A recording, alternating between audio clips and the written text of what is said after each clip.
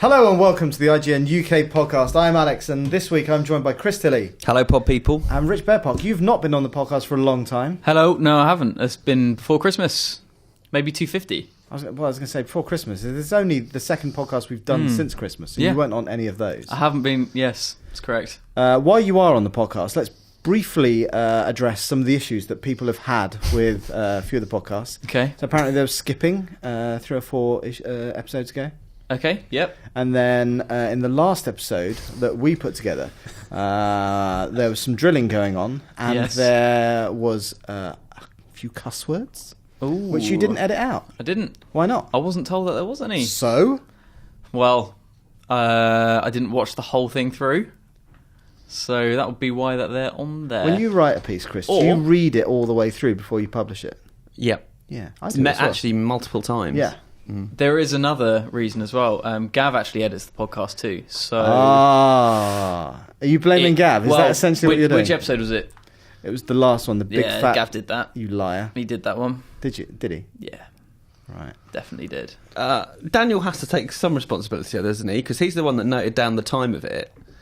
So wouldn't he then take Either way, it's not my fault. It's not your fault. No. So, and you're the only person here. I'm the only one in here, yeah. so I'll take the blame. Well, I vaguely, I mean, I've not been able to watch it back because I'm too embarrassed. But I vaguely remember just getting annoyed that I wanted us to carry on talking through it rather than acknowledge it. It was a long podcast, just like this one is going to be at this rate. Yeah. Anyway, how was your Christmas and New Year? Pretty good, yeah. Pretty quiet one, actually, to be honest. Just spent the week in Portsmouth with my mother. Pompey boy, and... I don't know where that came from. You just can't help it. I can't help it, As soon as Portsmouth is mentioned, it just blurts out. I know. And didn't go and see them play on Boxing Day. I don't think it was a very good result, anyway. Yeah, I didn't realise you were a football fan. I'm not. Okay. So I didn't go see them play. That's probably why you didn't see them play, yeah. And then New Year's, I just spent in with my girlfriend and my friend, and that was it.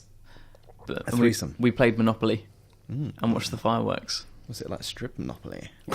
What's got into you, Alex? I don't know. How would you play strip Monopoly? Is that part of the community chest? Maybe. I'm not even going to go down that one. I don't know. Yeah. That was my Christmas and New Year. Share your chest with the community. I will not do that. Okay. What about you, Chris?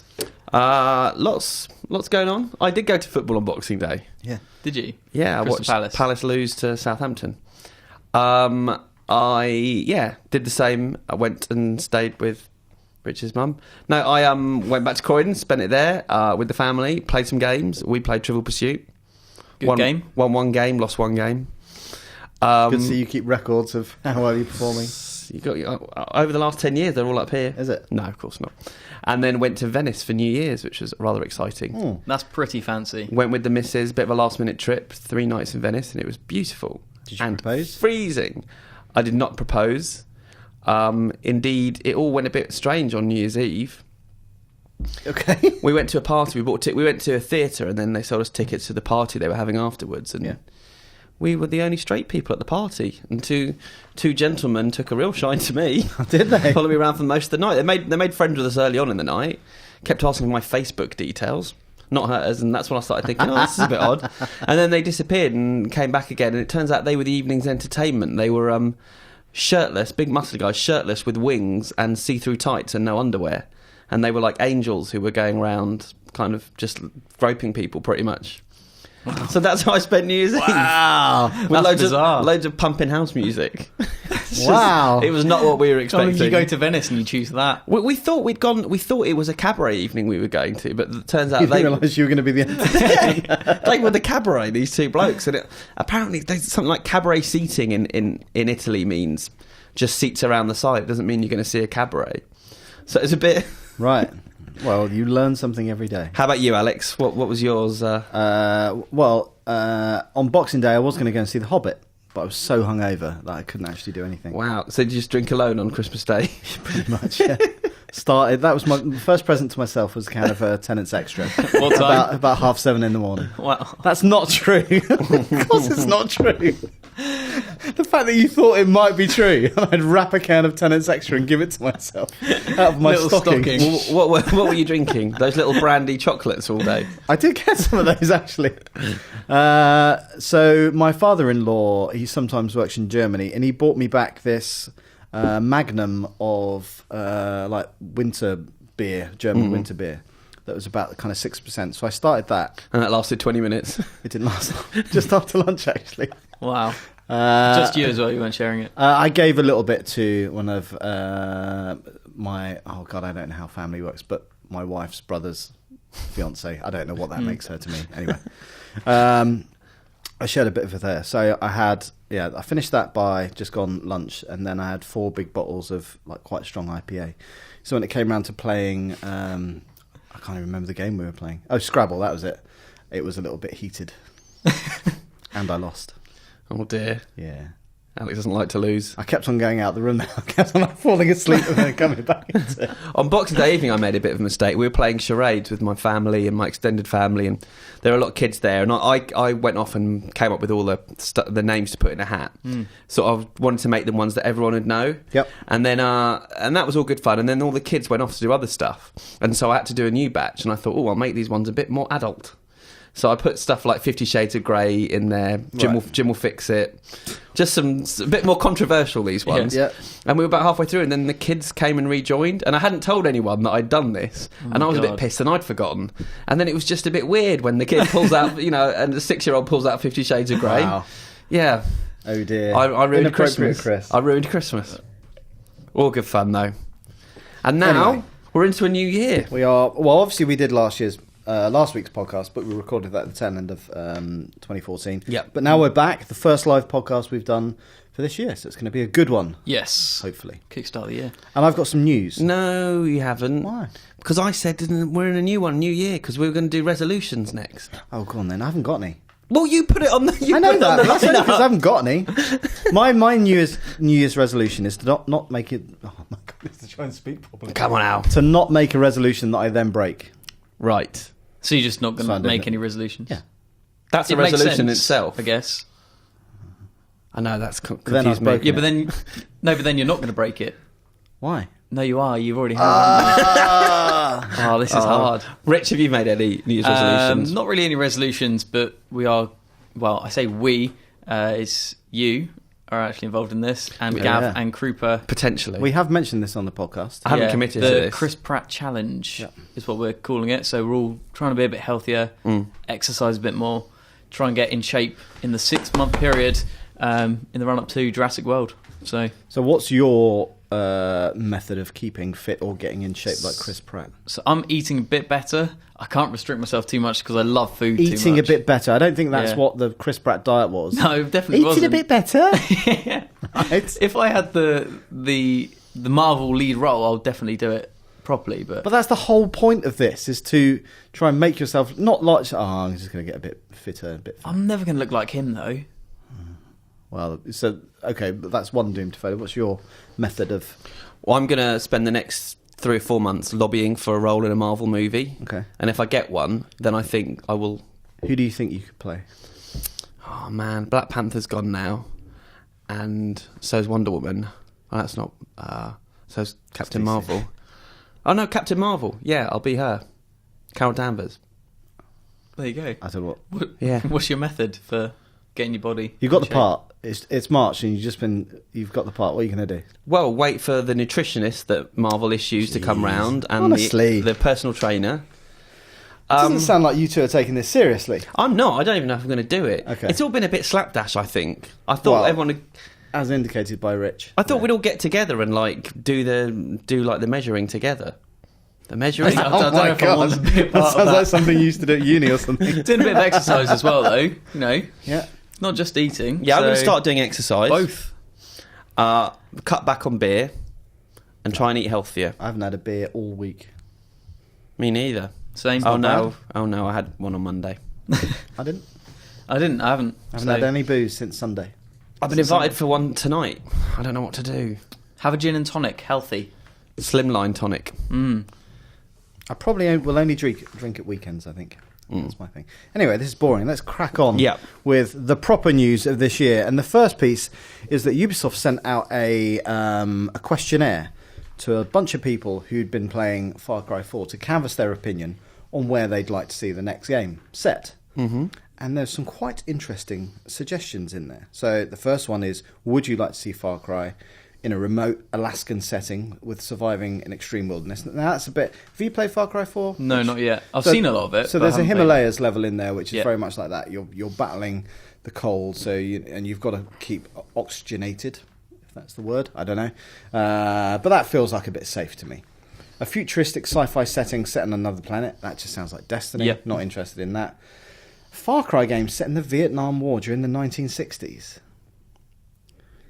Which kind of works, because if you think about the world of Kyrat, is that it's obviously a war-torn, like a civil war-torn place, but it's very much drug-fueled, which could work for the whole kind of 1960s. Yeah. Although will it not be quite similar then? Yeah, but one's set in Nepal and the Himalayas.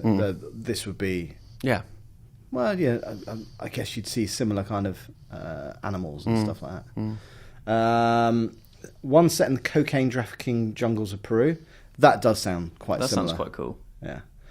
This one, where you fight against or join vampires. Yep, obviously. That's very different. Logical. I know. Predictable. It doesn't make any sense. So were these ideas, did they come straight from... Yeah, Ubisoft sent out, like, which of these would you like to see? Right. Tick, tick, tick, tick, or whatever it might be. So they're obviously kind of thinking about potential different environments. And at least it's a bit different from Assassin's Creed, where it's just like, it's the same thing, but in a different location. Well, I guess this is going to be the same thing, but different location. But anyway, a Far Cry game that's set during a zombie outbreak. Please, no. Don't want that. Spaghetti Western style, set in the 19th century Americas. Sounds interesting. But sounds like Red Dead. Yeah. Anyway, lots of other suggestions, but Croydon in the mid-90s? That's not on there. I would have been in it. There is a sequel to Blood Dragon, which was really, really good. That was the kind of DLC version of Far Cry 3 that came out in the kind of neon 80s sort of style thing. That was really good. Mad Max style post-apocalyptic world, no. But the one that everybody will surely click on is present day on a Jurassic Park style island of dinosaurs. Now that definitely I would play the shit out of. Yeah. And if you didn't vote for that, if you got this and you didn't vote for it, then I hate you. So most people voted for that one? Well, we don't know. Did they say they'll definitely do what gets voted? Or is this just... No, but it's more a kind of, canvassing opinion from people who love Far Cry. And I love Far Cry. But that world, and we said it for Far Cry 3, and the same goes for Far Cry 4, it's so well set up for a Jurassic Park style thing. I would love for it to be the official Jurassic Park. Do you think this is one of those PR exercises then where they've decided to do the dinosaur thing next, and they said, let's get people on board and make people feel like they're involved by doing this, suggesting 10 average things, putting one really cool thing in there. We'll release the results and show to everyone, we listen to you, we're doing what you've asked us to do. Maybe, so around Far Cry 3, it came up, I can't remember how the rumour came up, but it was like, they are planning to do something with dinosaurs. And it turned out that it was Blood Dragon. Right. So rather than dinosaurs, they were just kind of big lizards with things on their heads that fired lasers or whatever it was, I can't remember. But, so I don't know if it's just a continuation of that rumour. I don't know. I'd love to see it. I think it's too much of a risk there. Unless it was the official Jurassic Park game. Is it too close to Jurassic Park or Jurassic World to actually have the right to be there? Oh, they wouldn't be able to turn that game around in... I wouldn't have thought so, no. Yeah. That'd be an amazing way to make a good movie game. Yeah. By them just teaming up with someone who's already making games and just I think adapting the license. The only problem you would have there is that, actually it depends on what the story is for Jurassic World. But the only thing it might have in common is that it's set on an island that looks a bit like the one in the movie or something like that. It's got the same dinosaurs. The story might have nothing to do with it. But then again, I don't really mind that. No, not at all. As long as it's a good game first. Exactly. A good game, good film, we're all happy.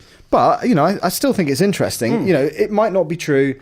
They might completely ignore all this and make their own game, whatever they want to do anyway. But, Far Cry 4 is probably one of my favourite games of last year. And I'd love to kind of see them do something a bit kind of bigger and more ambitious, and I think a dinosaur game would be exactly that. Maybe we should do something like this about the podcast. Ask for our... Where do you want to see the podcast set? We can do it against a green screen. I was going to say, we got this wall or that wall. Can't shoot against that wall because we'd be behind the camera. They could say on the Millennium Wheel. We could do it. But We should so do you a have to record it Millennium Wheel. in a single rotation. And otherwise, just as it's coming down, it's like, oh my God, we've got to get all the gear off. It'll take about like 5 minutes to set up. Yeah. What if someone terrible sweat? No, idea. we'll just do two goes round. Oh, it's expensive. I don't know. I bet What's you it have, on? I Let's bet you Kickstarter. have to get off to go back on again as well. You haven't thought this through. No, I mean, I'm Or you riffing just stand here. there. We just stand there and try and hold the doors closed as we try and record another bit. Refuse to get off.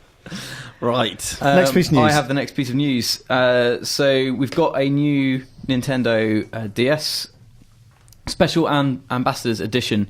Put your teeth in. Yeah, I know. I should have. What I was going to do is I was going to read it as it was, and I thought, Do you want no. me to tell you what it is? Yeah, So go on then. Nintendo, people who are loyal to Nintendo, they are being rewarded by being able to purchase an exclusive ambassador. That's a hard word to say. bloody heck. Ambassadors edition version of the new 3DS. Yes. Which doesn't come out for another few weeks, you see. So not only are you getting the new console first, but you're getting it's white and it's got kind of gold lettering on it. I don't actually think it looks all that. But it's for select club members. It's not for all of them. And Nintendo hasn't revealed what the criteria are for receiving it. And I've seen a lot of people moaning on Facebook and Twitter saying that, you know, they've been fans of Nintendo for a long time. They've been part of the VIP club for a long time. And, but they haven't got the invite. So it's a bit weird. I guess presumably they don't have enough consoles to dish out to everyone. I know that, but I know one of my friends who is probably one of the most hardcore people into Nintendo ever.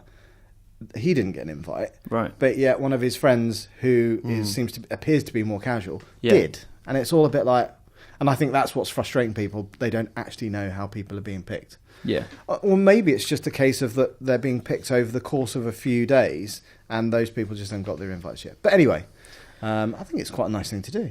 Yeah. It's Europe only at the minute. I'm sure it will come to the US as well. It looks pretty good, and obviously, if you are into Nintendo, then you're going to want that. They will be worth some serious money. A bit like further down the line. silver PS4s or PS1 PS4s. Yeah. But yeah, so if you got one, then let us know what you think, because we did speak to Nintendo about getting one here, but we haven't.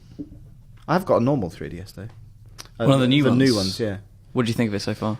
The battery life is good. Obviously, we've kind of covered it in the review that we did out of the Aussie office. But the battery life is good.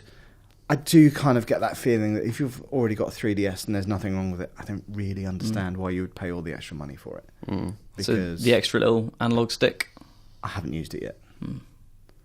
And so the one thing that is better about it is the 3D, is that the camera basically tracks your face now. So if you're on the train and it moves, you would have gone out of focus on the old 3DS, whereas it readjusts. Okay. Now, the only problem you've got with that is that it's handheld, so you're moving around all the time. The screen readjusts all the time, so it goes out of focus anyway to readjust. So I kind of turn the 3D off as I normally do. Yeah, it's quite a commuter device as well, isn't it? So that's quite difficult. But the battery life is much, much better.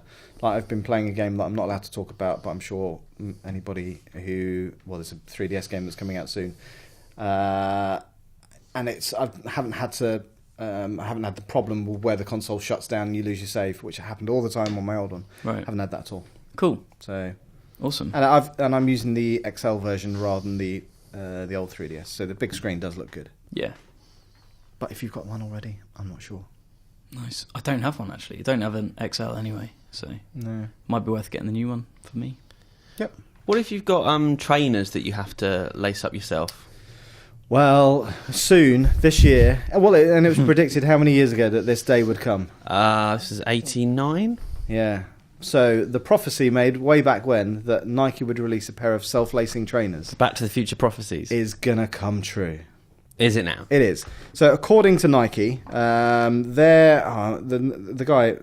guy's got a really crazy name. His name is, where is it? Oh gosh, Nike. no, the guy who designs all this. I had it here. Tinker Hatfield. That's a great name. Exactly, right?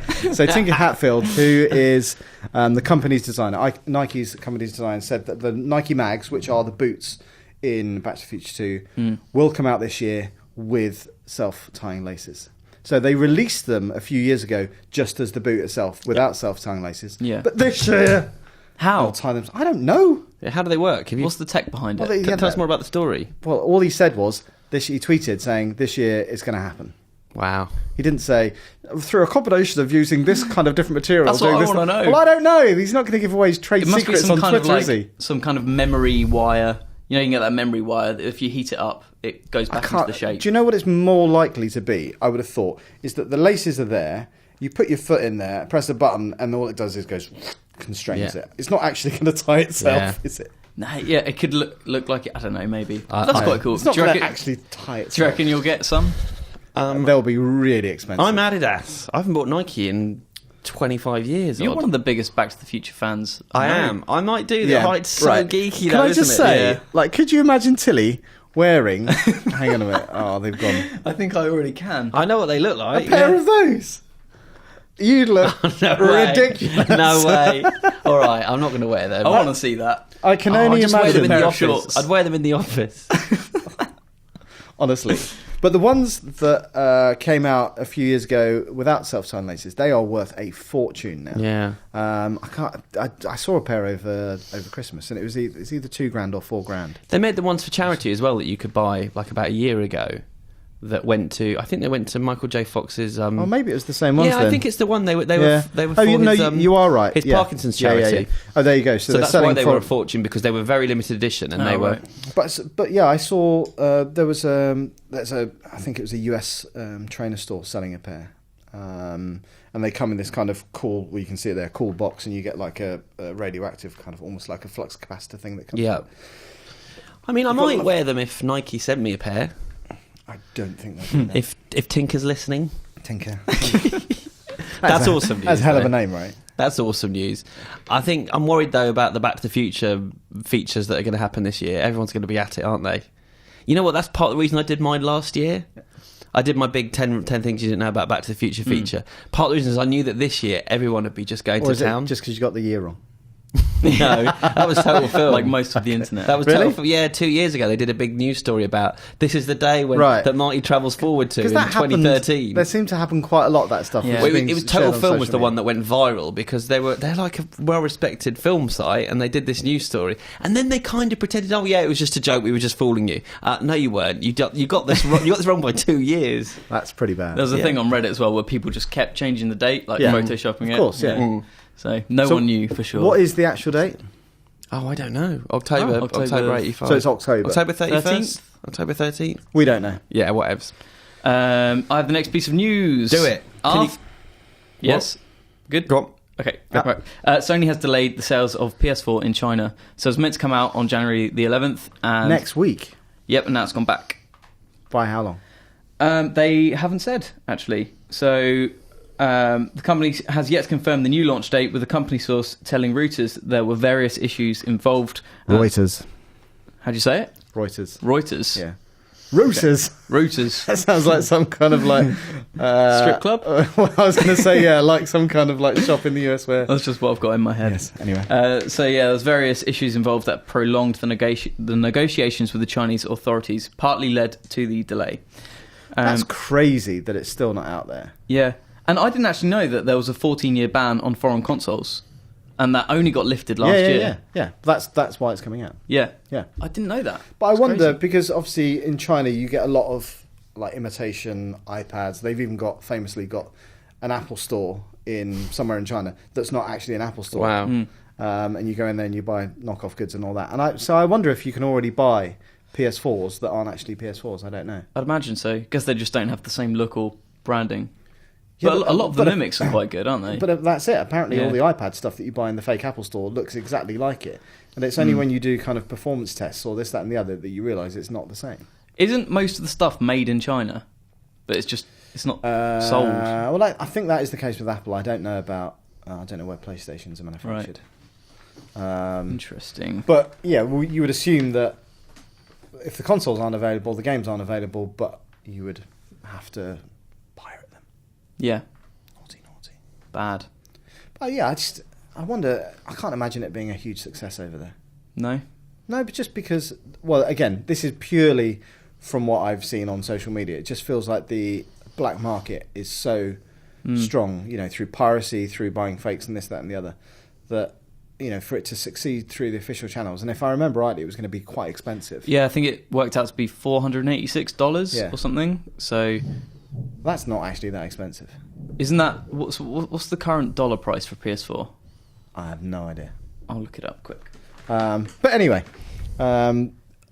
is the Xbox One already out?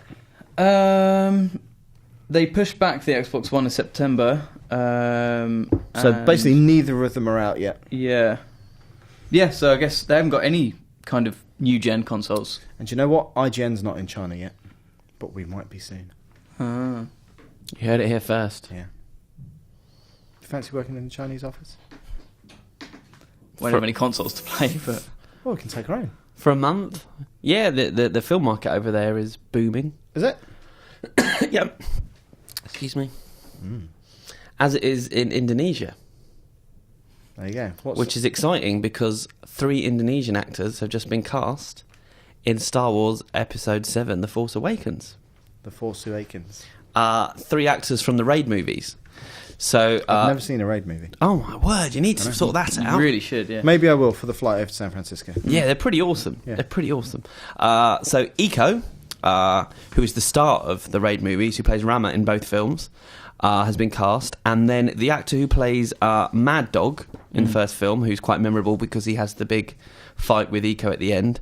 And then the actor who plays the assassin in the second film, who has the big fight with Iko at the end, which is probably the best fight in both movies, I would say. That one in the kitchen. Yeah. All 3 of them are going to be in Star Wars. We've heard this from Todd Brown at Twitch Film, and I know Todd, and he's probably, because he's the only one that's broken this. But right. he, as well as being a film journalist, he produced the Raid movie, so he knows these guys. Okay. So he wouldn't be sticking his neck on the line here if he wasn't sure about it. He produced them, and he's a film journalist. Yeah, it's a bit... If you look at the Raid poster, the quote at the top of it, it saying it's the best action film of the decade or something, is from Twitch Films. Wow, that's dodgy. Bit cheeky. So it's not known who they'll play yet, so we're now speculating whether they'll be goodies or baddies. Or... Yeah. All the shooting's done, though, isn't it, for Episode 7? Yeah, but there might there might be second unit stuff that they haven't done, but equally, yeah, there might be quite a few actors that they've not said anything about. But it could also be CG, presumably. You know, they could be like ping pong balled up to the eyeballs. Yeah, and then do their thing as I don't know, robots or whatever they might be. Who knows? I don't know. Performance capture. Yeah. Yeah, but I mean, it's interesting because you know J.J. Abrams is a big proponent of physical rather than digital stuff. So bringing in 3 guys who can do these tricks without any wires, let alone needing CG. They not use wire. They probably will, but when you watch these guys in the Raid, it's all about them doing the stuff without any of that. Right. There's hardly any wire work in the Raid, if there is any at all. So is it English language, the Raid? No. Because I wonder, like, will they have speaking parts in Star Yeah, Wars? I mean, this is kind of like though when they cast Ray Park, I guess, in Star Wars. He was English, but they didn't use his voice, so they probably wouldn't use their voices. I wouldn't imagine. Yeah, I'm guessing they kind of are just being hired because they're so famous for their fighting. Yeah, for the physicality. Yeah. But yeah, you probably won't actually see them doing their thing. Yeah. Or you might. We just don't know. But that's pretty cool. It's pretty exciting because all 3 of them are awesome performers. Yeah. I really like the Raids. I thought they were brilliant. Yeah. So I've seen Dread, which is apparently the same as the Raid anyway. It's a similar storyline, basically. It's both, you know, it's people, police going into a building and then working their way up. Yeah. Just coincidence, though. Right. And both are thoroughly good movies. Okay, there you go. I will check it out. So that's it for the news of 2015. Last year, 2014, was a pretty big year. Lots of very big movie releases, lots of big game releases. But I've got a chart of the top 20 entertainment releases of 2014. Now, this is broken down by unit sales, not by hard cash. Okay. But what do you think number 1 is? Now, you know. So I do know. So, what was the biggest entertainment release of 2014? Rich Bear Park. Biggest release. But this isn't nothing to do with what's in cinemas. This is retail. That's a good point. Yes. So okay, can I have my first clue, please? No, you don't get any clues. You just guess, and then we move on. Otherwise, people are going to get bored. I'm drawing a blank already. What came out 2014? Well, look, if you have a guess, then I can tell you whether you're hot or whether you're cold. Nah, let it go, Alex. Thank you, Chris. I'm going to guess Frozen. Well done, Rich. I don't know how you got that. Doesn't that come out in 2014? It came out on 2013, but retail. Yeah. Retail. Came out tail end of of course. 2013. Okay. Right, got you. In the cinemas, but Yeah. obviously last year was when it went mental. Okay. Frozen Frozen number one. Yeah. So Frozen number one with unit sales of, so this is UK by the way, just over 4 million unit sales. Wow. Which is quite a lot. Number two. Now I don't think you know. Do you know number two or not? No, I don't know. I don't know the others. So this is, bear in mind, this is a mix of home ents, so DVDs, Blu-rays, music, video games. Video games. GTA 5? No, because that came out the year before. Yeah. You're not very good at this. I keep forgetting when things have come out. Last year went so fast. Call of Duty? Is close. That came in at number 3. Assassin's Creed. No. FIFA? Very good. The game that unites everyone. Yeah, aren't FIFA and COD there or thereabouts every year? Yeah. I mean, that's just a given. And that's the thing, right? So Frozen did 4 million units. FIFA did 2.6 million. But obviously FIFA is a lot more expensive. You know, you're going to be paying 40, 45 quid for that. So I do wonder, and I don't have these numbers, but I wonder if that actually pulled in more revenue than Frozen. I don't know. So interestingly, the difference between FIFA and Call of Duty was, how many is that? 800,000 units, which is a lot. Oh, right. Yeah. That's a heck of a lot, because so that just goes to show Call of Duty, 4 years ago, was the world's biggest entertainment release. Yeah. Beating all other kind of films, music, everything. But now it's slipped down to number 3, and you know, quite a long way behind FIFA. Number 4, you'll never guess number 4. Is it music? Yes. Pharrell Williams. No. I would never have guessed this. It's not going to be the Frozen soundtrack, is it? No. Well, this year's been the year of the... last year, rather, was the year of the solo male singers, English singers. Ed Sheeran? X? You're good at this. Yeah, Ed You're Sheeran. good at this, yes. Ed Sheeran. I couldn't even tell you a single track off that album. Oh, I like it. I really like it. Yeah. Ed Sheeran and Sam Smith. Oh, he does all those pubs, doesn't he, with all the cheap... Yeah. Is he called Sam Smith? Sam Smith, yeah. Yeah. Right. Or I call him Sad Smith. He's always sad in everything I see him in. Yeah. What do you call Ed Sheeran? Just Ed Sheeran, mainly. Why don't you call him Red Sheeran? Because he's always ginger in Oh, every very single good. one. Because he's one of mine. He's one of my own. Is that why you like him? Yeah. We have music. to support each other. Right. Very difficult times. Was he that popular before he teamed up with Pharrell? Yes. That's the only song that I know. Yeah, because his first album was also massively successful yeah. and like best selling of the year, I think. I honestly couldn't tell you a single song by Ed Sheeran. Number 5. In 5. I don't know. I think you need... should we Right. just throw out names of All stuff right, we think I'll are tell in you the what. top Don't move 20 your game. or tell us... It's a movie. Yeah. Guardians. No. X-Men. X-Men's not on there at all. Captain America. No. In-Betweeners. No. Right, let me give you a clue. Hold Genre. on. What about Lego? Oh, no, that's in top 10, but we're not there yet. Hobbit. Yes. Very good. Smaug. Oh, Nice. see, my clue was going to be you're thinking too big. I wouldn't have got that. Oh, come on, that's a great clue. I haven't seen it. Well, it's a Hobbit. They're small. But it's about a big dragon. Speed this up, come It's on. called The Hobbit. All right, number 6, GTA. Okay. 5, which kind of makes sense. So, obviously, we saw the next-gen versions of that come out in November last year. Yep. So I'm sure that was buoyed a lot by that. Now, number 7, Sam Smith, Okay. in The Lonely Hour. Already called it. Yeah. Sad, isn't it? George Ezra. What's that? He's Is he? another musician. He's another singer who's had a good year. Budapest. He's number 20, Wanted on Voyage. I've never heard of any of these people. Now this is really sad. So let's go. Number 8, Lego Movie. Number 9, Hunger Games. Yeah. Now, number 10. This is the biggest travesty ever. Think of all those stupid people out there in the world. And if you are listening to this podcast and you're one of the people that you paid for this, then I'm just baffled. I reckon this might have come up in our discussion, a video we did in the week about the most successful British films of the year. Yeah, Is it a British film? it is. Oh dear, I know what it is. I It's- think It's Mrs. Brown's. It is! It's Mrs. Brown's Boys, the movie. The top 10. Well, it's the most popular sitcom in the UK, and it's How? I think the second most comedy of the year and the most successful comedy of the year. So It had the highest ratings on Christmas Day. yeah, That is. It got higher than the Queen's speech. Oh, that doesn't surprise me. Who watches the Queen's I don't know speech anyone who anymore? watches the Queen's I speech. don't actually watch that. Yeah, but the fact that was your reference point. I think that's quite a good thing to kind of compare it to, though, because I'd Very similar. rather watch the Queen's speech than Miss Brown's Boys. Well, To the our Queen's ladies. speech is normally funnier. So, Yeah.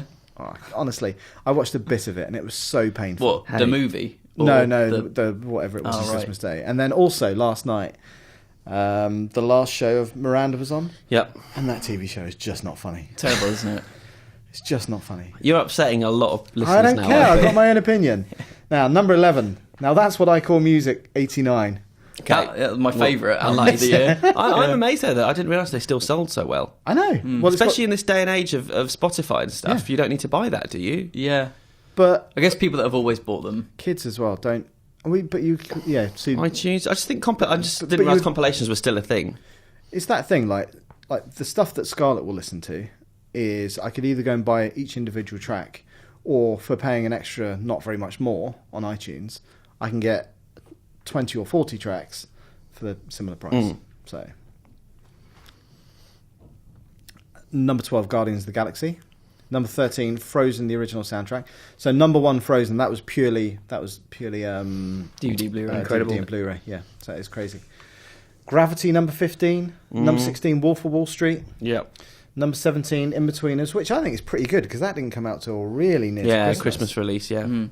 So that was obviously a lot of kind of stocking fillers, that kind of Yeah. thing. Watch Dogs, number 18.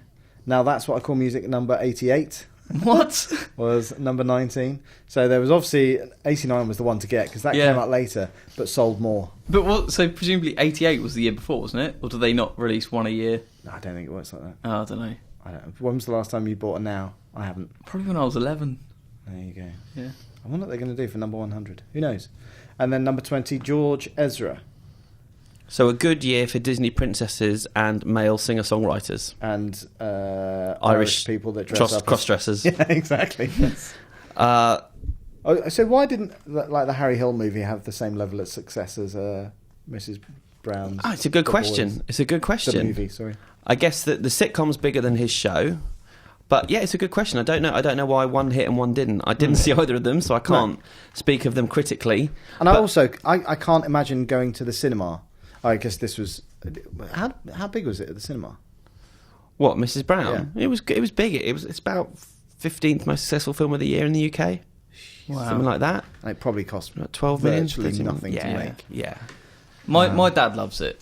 And I Really? have a lot of respect for my dad, but when he said he liked that, it was a bit of a letdown, to be honest. But he's the kind of person who would never go to the cinema to see it, but he would definitely buy it on DVD. Really? In fact, I think he got 2 copies of it this Christmas on DVD. Well, it's his fault that it's made it into the lucky top man. 10. It is. Yeah. Lucky man. So anything on there that you didn't expect to be on there? I guess like the Nows. I didn't Yeah, expect but that to was be on just there. through not knowing the market, I guess. Yeah. Anything that you feel should have been on there? No, yeah, I've read it out, so you can look at the list now. Yeah. Yeah. Anything that I'm surprised about? Mainly, I can talk about the films. Not really. I mean, it's the biggest films from the year before. So, Yeah. I mean, I think that the cool thing as a film fan is that Wolf of Wall Street's on here. Yeah. Because studios have kind of stopped making 18-rated films for grown-ups. You know, you get 18-rated horror films, Yep. even then they're 15s, but it's just stopped. And when we grew up, they were some of the biggest films Yeah. that would come out. Fatal Attraction, Science That of wasn't the... an 18, was it? Yeah, Was it? Fatal Attraction was a hard 18. It's a long time since I've Sex seen and it. violence and Silence of the Lambs, just films for grown-ups. Yeah. And I think there's been this fear by studios to make them because they'll cut out such a big market, and so they're trying to make every film to hit the 4 quadrants, as they call them. Yeah, you yeah, know. And this year, Wolf of Wall Street and Gone Girl have both been hugely successful. Wolf of Wall Street is the most successful 18-rated movie since Hannibal in the UK. Wow. And that must be a good 12, 13 years ago at least. Yeah. So I think that's a really good sign. I hope this sort of signals... You're seeing a lot more of that stuff go through to TV now, though, aren't you? Obviously, a lot of stuff you see in Game of Thrones is pushed to the extreme. Yeah. And then obviously Hannibal Yeah. is like properly hardcore. Yeah. even though stuff like Gotham that you want to be a bit more hard-hitting is not. Yeah. So well, I'm just hoping that they're these kind of mid-range budget films, like a $30-40 million film, that it shows that they can make a hell of a lot of money if they're done right. Surely Gone Girl wasn't a mid-range budget film. No, I think that was... Yeah, you're right. I think that was a bit more. But, they're not effects-driven movies. No. It's just drama, and the money spent on, getting Ben Affleck or Leonardo DiCaprio. His tag alone was probably pretty sizable. And I've no idea how much Scorsese film would cost, but it seems like that would be quite high. But I imagine it'd be high. He makes one a year, doesn't he, Scorsese? He does now. But it'll be interesting to see, I guess, although probably we won't be watching it, 50 Shades of Grey will be the next test for that. Did he make one last year? He didn't, did he? Wall Street was his last film. Yeah, maybe every 2 years. Oh, maybe every 2 years. Yeah. So are there any others apart from 50 Shades of Grey that are coming out this year that could Grown-up potentially ones? be I don't know off 18s? the top of my head, actually. It's not 18, is it? I thought it was a 15, 50 Shades. Is it? I don't know. I think it probably would have to be. Yeah. I think they want to appeal to a huge market. Yeah. Yeah, but everyone wants the proper sex, don't they? I would assume that it's probably going to be implied. I don't know. Yeah. Like a full grot version. Well, wouldn't it be interesting if they did a 15 and 18 rated version and release both cuts and see what would happen? I would love, in the same way that you see 2D and 3D, is that, I think that's a great idea. How do we get that? How do we make that happen? They do the unrated versions of horror movies for DVD release. Well, that's become a bit of a marketing ploy now. Yeah. Where, the gore that you couldn't see in cinemas. So why is it any different from watching it in cinema than watching it at home? Hold on, I'm just finding out that... Oh, no, it hasn't got a rating. Hasn't got a rating yet. Okay. Intriguing. Maybe I made that up. So why are they allowed to release uncensored versions at home but not at the cinema? I'm not sure. Is it because if you're watching an uncensored version in the cinema, you're more likely to stab the person next to you, whereas at your home, it doesn't matter? I think there are different laws apply to what the cinemas can show to what you can watch on home end. That's crazy. Yeah. No, maybe I'm wrong then. I don't know. But maybe it is purely a marketing ploy. Yeah, I think that's what it is mostly. Boo. Any game stuff, though, that's of interest there? It's all the kind of... It's what you'd expect. Stuff that you would expect. But I think the interesting thing is that it just highlights the gap. Now, I think, again, reiterating, this is units, it's not actual cash made, because I think games tend to be a lot more expensive than any of these kind of things. So I think if it was based on actual revenue or profit, then you would see a lot more up there. But I just think it goes to show that, there aren't actually that many that break in there. Like the fact that Watch Dogs made it, I was quite surprised by. Yeah. But I guess, before that came out, there was so much excitement because when that was originally announced, coming out with the next-gen consoles, there was nothing else out there, so pre-orders was through the roof. I don't think you'll see that with Watch Dogs 2. It seems like FIFA and Call of Duty are always going to be in there. FIFA is both those games are the games that are played by people who don't play games. Yeah. Right? So, and the other thing that it doesn't take into account there, actually, is iOS stuff. Because I wonder where, I don't know, Flappy Bird would or Candy Crush. Yeah. Now, surely although that's... In terms of units, free? It's huge. It's free, isn't it, Candy Crush? And then I don't know. Macrotransactions? I guess so. But would that not count towards sales anyway? I don't know, but if it's free, that feels a bit, I don't know. Yeah. Because otherwise you could, I don't know. I do have, just talking about the UK and global box office as well, which this doesn't include. Yeah. So globally, Transformers: Age of Extinction was the biggest movie of the year by quite some distance, over $200 million. It's the only film that crossed $1 billion this year. Wow. Guardians was second, Maleficent, X-Men, Hobbit. I'm surprised by Maleficent. Yeah, that's been a huge breakout hit. Disney have really made a huge amount of money out of that one. And so with them having that and Guardians, it's been a really good year for Disney because those are two films that could have tanked. And then Home Ents on Frozen, which, let's face it. So, sorry to go on about Frozen. There was a programme about it on over Christmas. Saw that, Really interesting because the expectation really wasn't there at all. And they had the kind of film plot in place. And then the people who wrote a lot of the songs were the people who wrote the songs for Book of Mormon, which I never realised. And obviously the guy who played was whoever in Book of Mormon plays Olaf. Yep. But it was all around Let It Go. They had a story up till then, and it was going in one direction as Elsa being the evil queen. And then Let It Go came out, and they turned it on its head, and it was about her empowering herself and all this kind of stuff. So they basically rewrote the script. Wow. It was quite interesting. Same thing as Toy Story, wasn't it? Originally, Woody was going to be like the evil kind of toy, right? And then they had one of those sessions that they have at Disney, where everyone kind of gives all their feedback and they turned it on their head again. Yeah, but it was really interesting, and then because the first part was really about the film, and then the second part was then showing the impact it's had on, and I've seen it firsthand how crazy girls go for it. It's insane. I've seen nothing like it. Like Scarlett, we got her a portable karaoke machine for Christmas, and Frozen was one of the CDs, and she literally just walks around the house screaming "Let it go," and it's like, oh my god! Wow! You say you got that for us as well? We did, yeah. We should get that on camera. We should get that on camera. That'd be a good video. Yeah, but YouTube, there's a million. There's a million. Yes. Yeah. But interestingly, the UK chart versus the global chart for the year. So the biggest film of the year globally, Transformers, not in the top 10 in the UK. Good. The number one film in the UK for the year, Lego Movie, not in the top 10 globally. That's crazy. Yep. Yeah, I don't know why it's not in the top 10 globally, but I'm amazed that Lego's the biggest film of the year here. Yeah. That's huge. Hobbit is just behind it, and to be honest, we're talking a calendar year, and Hobbit will overtake it in terms of total growth. Yeah. But in the calendar year, Warner films, top tier Warner films. Yep, so they've had a good year in the UK. In Between was the third biggest film of the year in the UK.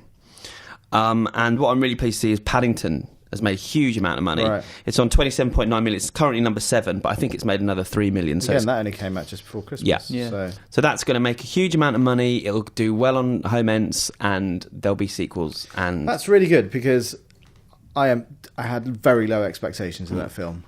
Like, even from when they announced they were doing a Paddington movie, to even going in to see the screening, which I then left 40 minutes later, to a child being inconsolably crying. But from what I saw of it, I really enjoyed it. Yeah, no, it's a really good movie. It's really cute, isn't it? And it's Studio Canal who released it. Who release a lot of very good movies every year, and it's by far the biggest hit they've ever had. Right. And they've done it all. They've financed it themselves, so they were very happy. It's interesting. It's out in the States next week. Still not so out. we'll see. Wow. We'll see if it does have crossover appeal in the way that, because obviously it's the same producer as Potter. Could it weave the Potter magic? Yeah. This very English tale. Is Big Hero 6 out here yet? No, not yet. Still not out. No. Close. It's Half about term. a week away, isn't it? Is it a week away? I think so. I think Can't be half term. Scarlett's only just gone back to school on Monday. That'd be ridiculous. But the UK box office was down 3% on the year before. Right. But I just think it's because it just wasn't a good year for big releases. Was Interstellar in there at all? Not in the UK. Globally, it came in at number 10. Right, okay. But this year will be the biggest year on record.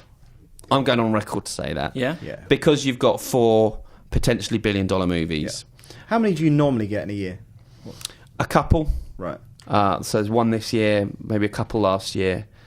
I'm sure that 4 will make $1 billion next year, and there's a chance that 5 or 6 might. Yeah. But you got Spectre, Jurassic World, Star Wars, and Age of Ultron. Yeah.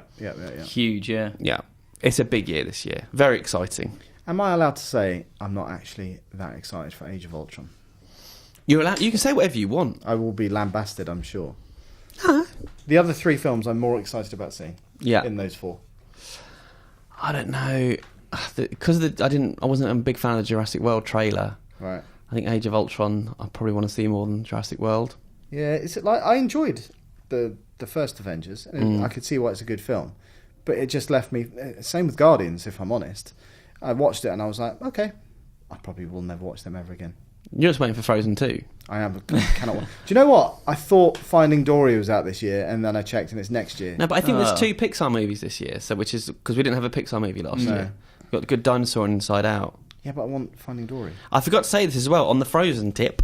Sky Movies tweeted today. It's the biggest premiere they've ever had on Sky Movies. 5 million views in the first week on Sky. I don't know what other figures are like. It crazy. Yeah. Like, honestly, Frozen is just next level shit, man. Yeah. It's a phenomenon. And they are doing Frozen 2, aren't they? Yeah, what's her face came out and said it. Yeah, and there'll be there's a stage show and an ice thing and everything. That was brilliant. Actually, in the show, did you see that where they had the stage show or like sing along in theatres here?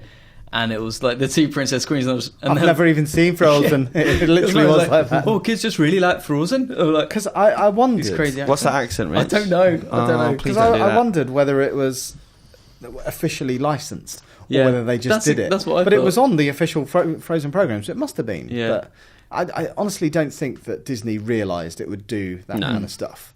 Because for the first 9 months of last year, as you all know, I spent my entire life in Disney stores trying to find Frozen stuff. And then in the 3 months up to Christmas, they'd obviously got their marketing stuff into gear, and it was just everywhere. It's crazy. Let it go, Alex. I will. How many times are you going to make that joke? Should we do the reader feedback? Yes. Okay, I've got the first piece from James Martin, who says, Duck Hunt and Happy New Year. With excitement building for the new Star Wars film, my ears pricked up the other day when I seen an advert for a weekly magazine with parts to build an authentic one-to-one model of the Millennium Falcon.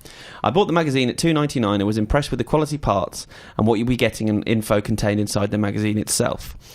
However, for you to have the complete model, it's 100 issues at a regular price of $8.99. That works out at £893 for the model, with just under 2 years to complete. What are your thoughts, or are these types of subscriptions a total waste of money and time? I hate those things. It's a lot of money, isn't it? It's ridiculous. You could buy a real Millennium Falcon for that much.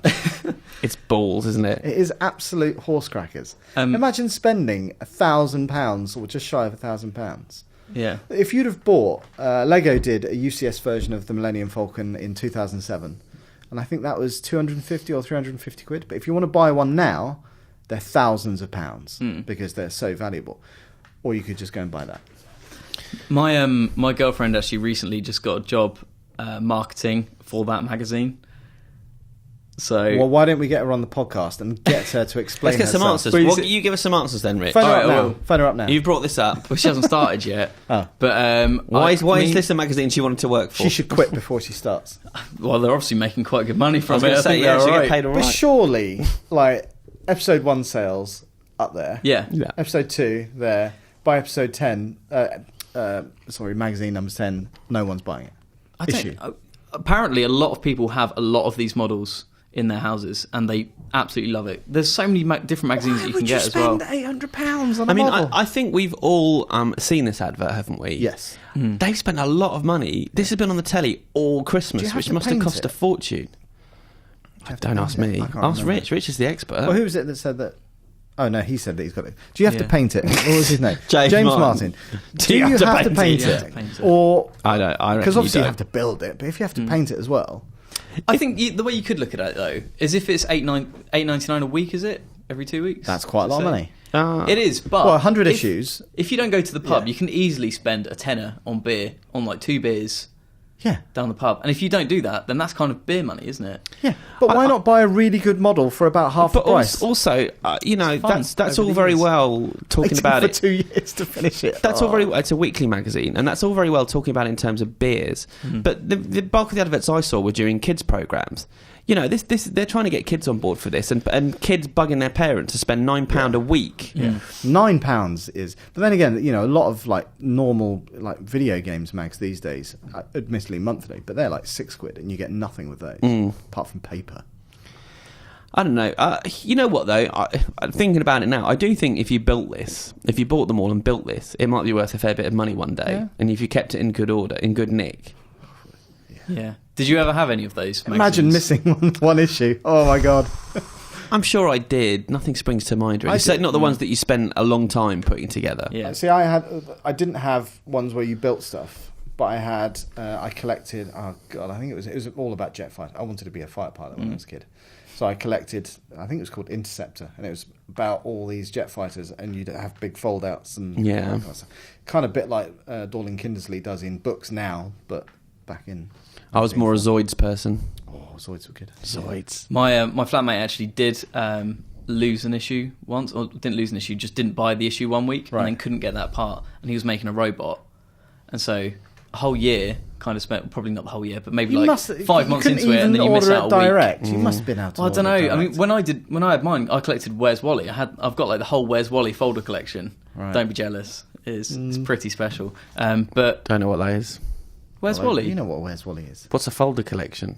I don't know. Oh, Is it was just kind of lots like an Where's educational Wallys? magazine of like Right. ancient Egypt, that kind of You thing. just must have really But, liked looking at pictures for a bloke in a red and white Yeah. jumper. But I used to get that from the newsagents every week or every couple of weeks, whatever.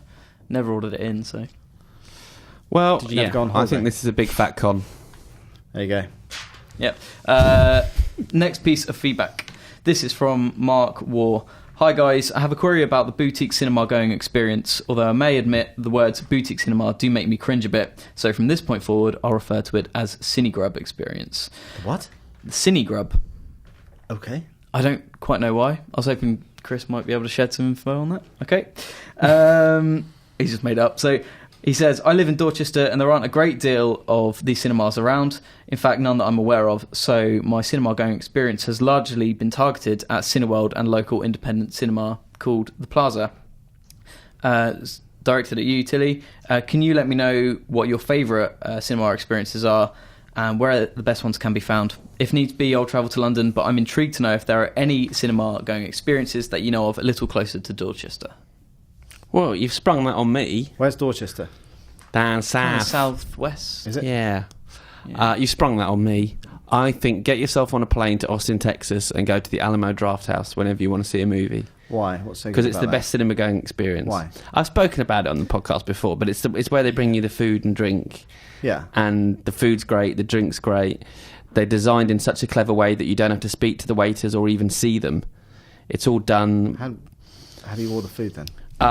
There's a menu in front of you and a little bit of paper, and you've got a table in front of you, and you take the menu down, and there's a tiny light under the table, so you can read the menu under the light without anyone else kind of annoying anyone else, and you write down using the light, and then you put your bit of paper there, and the seats are staggered, so there's like a walkway below your seat, and the staff just come by, the wait staff, and they kind of crouch in front of you. They'll look at the bit of paper, and then they'll give you a thumbs up and they'll be gone, and then they'll come back with the food. So I'm going to see so my local cinema, the Rex in Berkhamsted, is, I've never been before, but apparently it's like you get a table there and a bar and all that kind of stuff, and I'm going to see Tinkerbell there. Not this weekend, the weekend after, right? So I'll report back and let you know how that is. Yeah, do. I mean, I've not been to a lot of the kind of expensive boutique cinemas in London. Actually, I've been to a few of the hotels that do screenings, and they're lovely.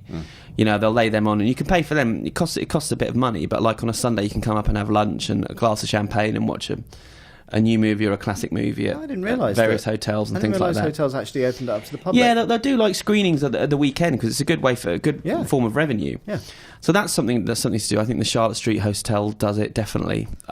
What's the one in Soho? What's that cinema? That's Soho Hotel. Oh no, there's a cinema in Soho that I think does like a meal thing as well. Is it the Curzon Rooms? Curzon? Well, there is a Curzon Soho, Cinema, but that's there's the Curzon Cinema. That's going to be closed, isn't it? There's a Curzon. There's a Curzon at a hotel, so maybe that's the one you're thinking of. Oh, okay. Yeah, I haven't been to that, so I don't know. And then the Prince Charles is always good fun for the programming they do, but I don't really like the seats or the sound or the blooming picture there. But you can have a fun. so just go buy a DVD. You can have a fun night out. Sorry, couldn't be more helpful, but that was sprung on me. Yeah. Well done, Rich. Rob Porter writes in saying, Chris Tilly. No, he doesn't actually. He just says, Duck Hunt, my most anticipated film is Jurassic World. I loved the first movie when I was 16 and quite happily watched a new one every couple of years. But his best game of 2015 is a bit trickier. The only game that has him even a little bit excited is Scholar of the First Sin, which is the add-on pack for Dark Souls 2. Which I thought, there's a lot of good games coming out this year. He should talk to Krupa, because I think Krupa's similar to him on both counts. But Bloodborne. Yeah. Like, if you like Dark Souls, you should play Bloodborne. If you've got PS4, obviously. Yeah, but Jurassic World, definitely. That's my second most anticipated film. First Star Wars? Of course, yeah. Yes. I've got an email from Sam who says, Duck Hunt. He says, Chris Tilly, if you're reading this, you're an idiot. After going back and reading a review of Locke, I must say you're an idiot. After I saw Locke, I was shocked at how much I enjoyed it and appreciated on a technical and emotional level. And your bloody 6.8 I find offensive, and I don't see your other points relevant and why you didn't like it. To the others of the pod, keep up the banter and hope you have a great 2015 until you're all right. So that's pretty passive-aggressive, I would say. Idiot! Okay. And variety is the spice of life, Sam. It's good that we could all have different opinions. No. You've not really made clear what you disagree with me on, though, here. You're just saying you disagree. 6.8. Yep. So maybe if you need to elaborate, really, in more detail if you're going to take me out. I feel like I backed up my points in that review. I wish I'd liked a lot more. I was quite excited about it, and then I was just a little bit bored. I watched it recently, and I would agree with you, actually. 6.8 is a fair score. Yeah. Ooh, well acted. You're an idiot. I am an idiot. What are you going to do? I've got an email from friend of the show, Andrew Voke, saying, Happy New Year. Just thought from the new Ant-Man trailer and Marvel Netflix series, I remember these upcoming TV shows being described as having a gritty 70s feel. Were they ever described as that? Yeah. Okay. Right. Do you think that some of it will be... I don't like your highlighter pen. It makes it hard to read. Sorry. Do you think that maybe some of it will actually be set in the 1970s? Maybe given the origins of the Kingpin or even some of the crime families like the Maggie, for instance. I thought that then that could connect with Hank Pym and Jane... Oh my God, I can't speak. Jane Van Dyke's early crime-fighting days as the original Ant-Man and Wasp during that time period. It would be an easy and cheap way to show cameos of those characters without bringing Michael Douglas back in. Yep, no reason why they couldn't do that. I'm sure there'll be flashbacks. There's flashbacks all over the place in the Marvel Universe these days. You know, Agent Carter's got her own show. I think there'll be a flashback to that time in Ant-Man, in fact. Well, yeah, because you and Krupa dissected the trailer and there was a couple of bits that lent themselves to being flashbacks, wasn't there? Yeah, it wasn't so much that. It's just that on the cast list they've got John Slattery playing Howard Stark, right, and which he has done in previous films, and Peggy Carter being in it. Right. So although it wasn't in the trailer, I think they will. And yeah, there's no reason why all this stuff can't cross over. I think it could be really interesting if it gets super complicated. Definitely. I like the idea of that. I'm really looking forward to Daredevil, actually. We got the release date yesterday, didn't we? Not yesterday. Yeah, April. Days ago. Yeah, April. Good Amazing. times. Be fun. Next piece of feedback. Duck Hunt and Happy New Year from Daryl Sharp. Talking about eagerly awaited games and movies for the coming year. My favourite game is probably going to be, or the game I'm most looking forward to is probably going to be Arkham Knight. It's looking so good so far, and I enjoyed the previous releases, so hope the Xbox One can be used to give the game its full potential. Although I wouldn't mind a Bond game to go with the Spectre release.